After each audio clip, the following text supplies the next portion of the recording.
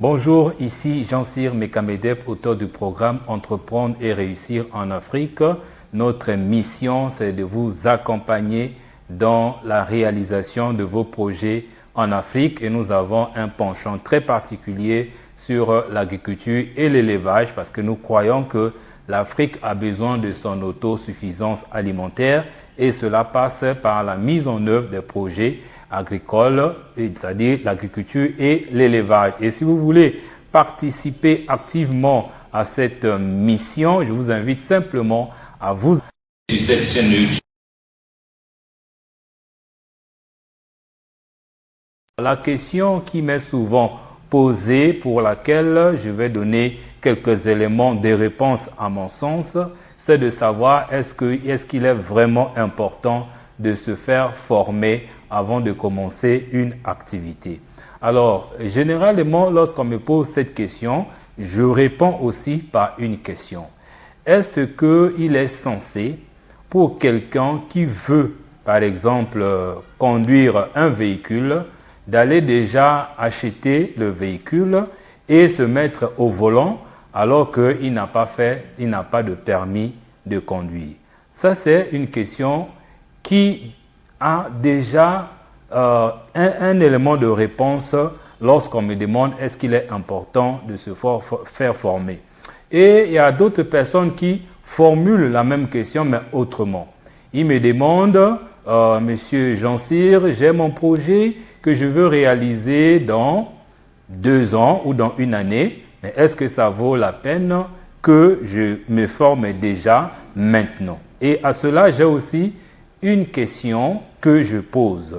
Est-ce que vous avez, ou encore, est-ce qu'on peut trouver un étudiant qui se pose la question de savoir, ou encore qui dit moi avant d'aller à l'école, mais il faudrait d'abord que j'ai déjà un projet professionnel.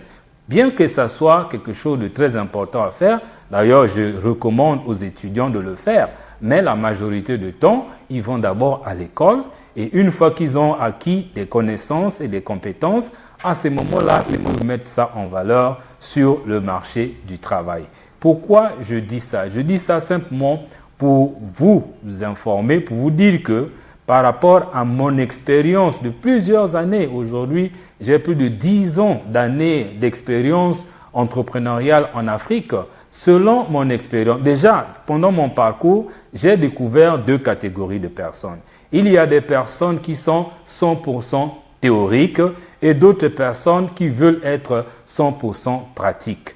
D'un côté ou de l'autre, c'est une erreur. Pourquoi? Parce que mon expérience a démontré que on peut être bon théoriquement, mais si dans la pratique on est nul ou pas grand-chose, on ne va pas réussir. Et de l'autre côté, si on n'est que monsieur ou madame pratique, alors ça sera difficile. Pourquoi? Parce que lorsque vous êtes dans la pratique et que vous n'avez pas pris le temps de comprendre comment se font les choses, le comment et même le pourquoi des choses, et lorsque certaines réalités vont se présenter devant vous pendant la pratique, ça sera très difficile pour vous d'interpréter ces réalités, encore moins de trouver des solutions à ces problèmes qui se posent. Et moi, ce que je recommande, basé sur mon expérience pratique, c'est 50% de théorie et 50% de pratique.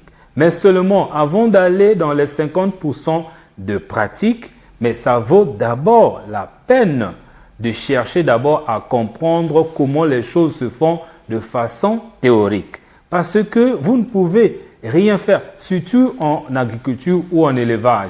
Je sais que beaucoup de gens ont l'idée de l'élevage ou de l'agriculture des années 30. Quand je dis des années 30, c'est que papa et maman ne faisaient que ça. Je suis né dans ça, donc je n'ai pas besoin de la formation. J'ai même vu des gens qui m'ont dit, alors moi à l'école je n'ai fait que ça. Je suis ingénieur agronome, donc je n'ai plus rien à apprendre. C'est une très bonne chose, mais allons dans la réalité des choses. Est-ce que ce que vous avez appris à l'école il y a cela 10 ans, vous pensez que les réalités sont les mêmes aujourd'hui? Je vais vous donner juste un exemple.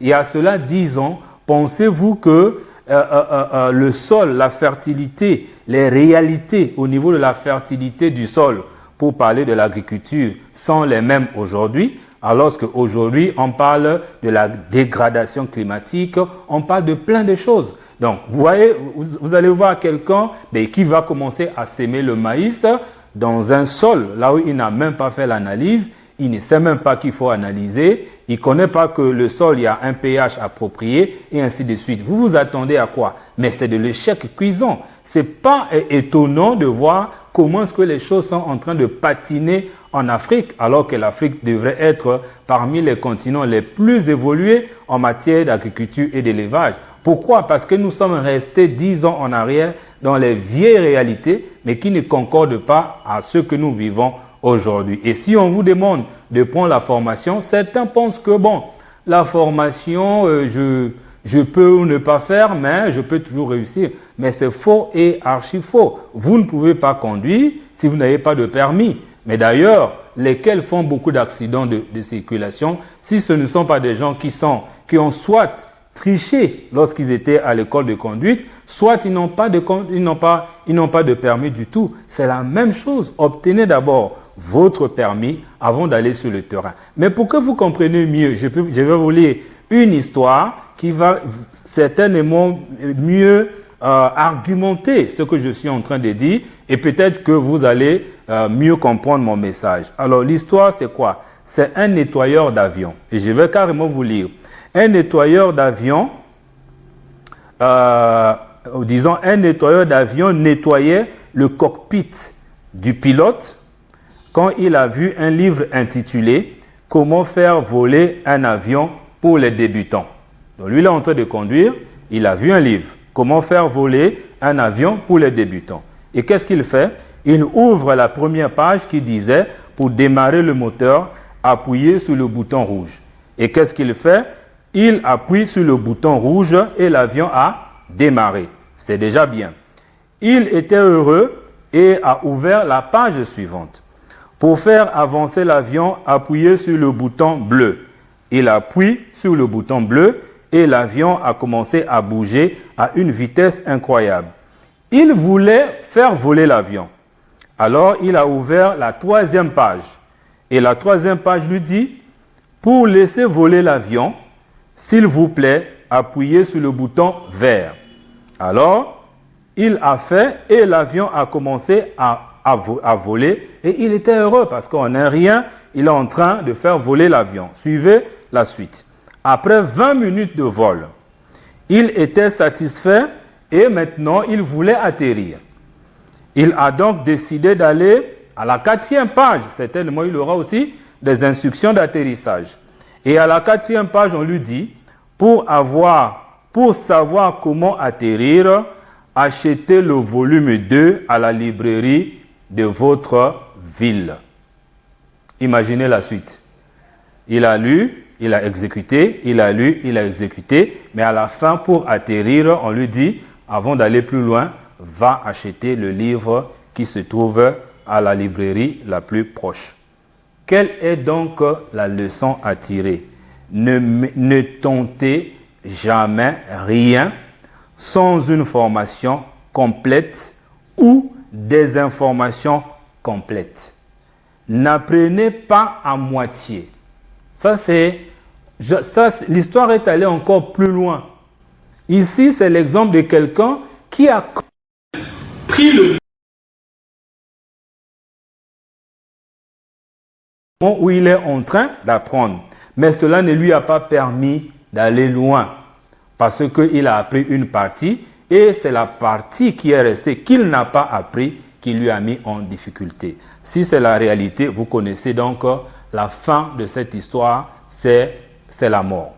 Et c'est ce que beaucoup de gens font. Et beaucoup ne prennent même pas le temps d'apprendre même cette moitié.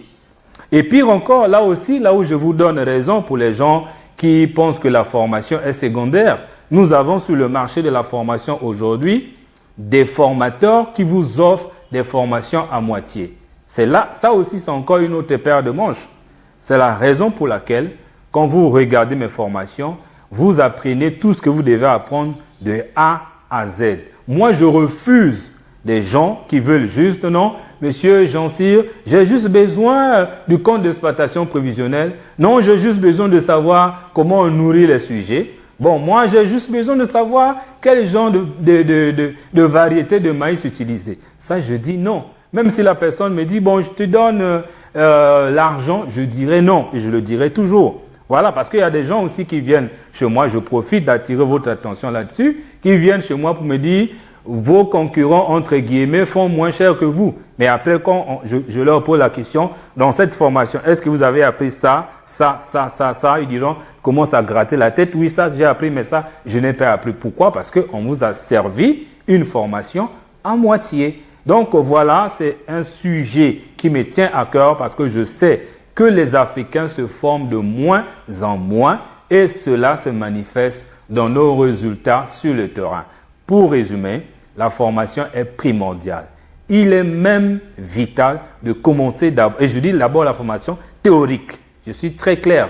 Il est vital de commencer d'abord par la formation théorique qui te permet d'apprendre d'abord le métier et ces connaissances te permettront de mieux interpréter des obstacles que tu auras rencontrés à coup sûr dans ton activité et de savoir quelles sont les bonnes résolutions à faire. Donc, 50% de votre rentabilité dépend de la formation théorique et 50% de votre rentabilité dépend de la formation pratique. C'est la raison pour laquelle tous ceux qui se forment chez nous et surtout ceux qui sont ici en Brazzaville, il y a une partie théorique et il y a aussi une partie pratique. Sur ce, je vous dis merci d'avoir suivi cette vidéo du début à la fin. Si vous avez des idées, des propositions, des commentaires, des questions à poser, faites-le dans la description de cette vidéo et surtout, n'oubliez pas de vous abonner. Moi, je vous dis merci et à très bientôt.